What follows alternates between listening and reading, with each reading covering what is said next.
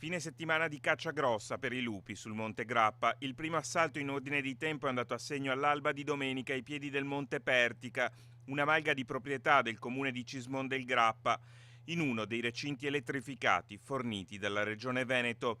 2 manze sono state sbranate, di altre 2 non c'è più alcuna traccia. Facile pensare che siano andate incontro alla stessa sorte anche loro. Noi siamo partiti già 2 anni fa a denunciare il fenomeno, abbiamo detto che si erano avvicinati ai paesi e ci hanno deriso.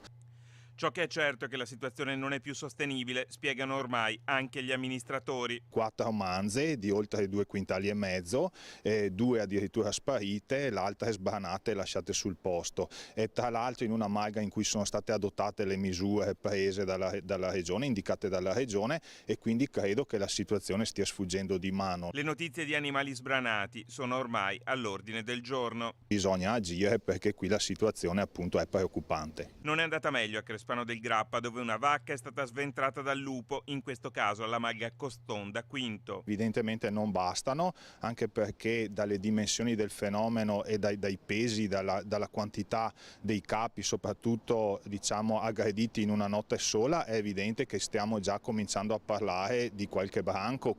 Anche le strategie messe in campo dall'assessorato guidato da Giuseppe Panne non sono dunque sufficienti e i lupi agiscono indisturbati sbranando gli animali indifesi. Chiudiamo la stalla e giovedì scendiamo dal Monte Grappa, spiegano i malgari. Chissà cosa risponderà loro l'assessore, lo stesso che quando Rete Veneta sollevò il problema accusò l'emittente di fare allarmismo.